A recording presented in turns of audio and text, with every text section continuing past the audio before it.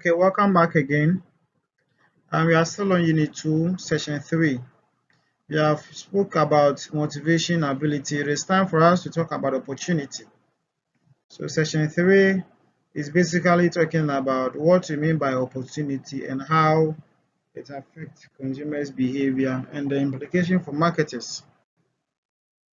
All right, so at the end of this session, I will expect that students will be able to define opportunity and explain how it affects consumer behavior. Explain the factors which influence opportunity and explain the implication of opportunity to marketers. All right, so what is opportunity, if I may ask? Such a rhetorical question, though. All right, so when we say opportunity, opportunity reflects the extent to which the situation is conducive to achieving the outcome. So opportunity to consumer side or from the consumer perspective basically talk about the extent to which the situation they find themselves makes them conducive to be able to achieve whatever outcome they expect.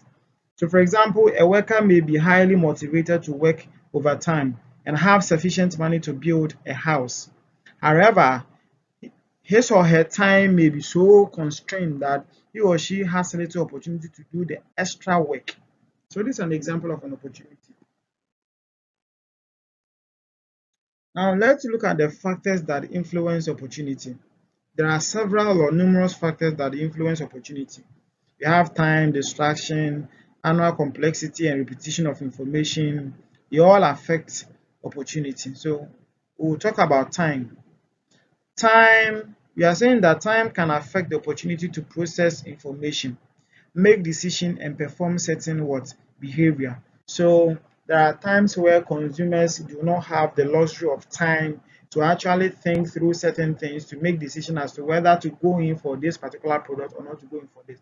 And if that is the case, if the consumers are not having time, then what happens is that always they will buy things that they are familiar because they don't have time to process or actually encounter any new products. So if you're a marketer, it means that it tells you that you need to be able to identify this type of consumers that they don't have the opportunity to actually, they don't have the time to make certain process in terms of information and make decision towards their purchase. Then we have distraction. And this refers to any aspect of the processing situation that can divert consumers' attention away from the processing of a message. So there are times that consumers would want to make a processing or think through certain things or make decision.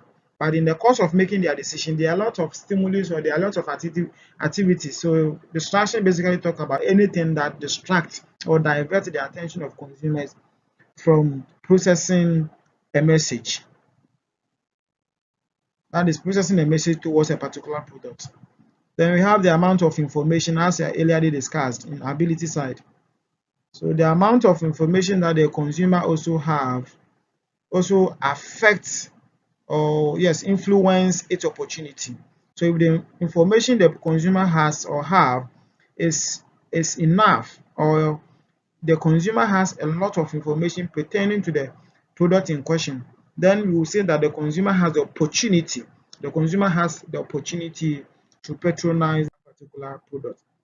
Then we talk about complexity of information. So when the information presented for them to think about or for them to process it is complex. And that is why if you're a marketer, you want to communicate to your consumers, you need to be able to identify even the background in terms of education so that you will know the kind of jargons or the kind of language you should use in your communication.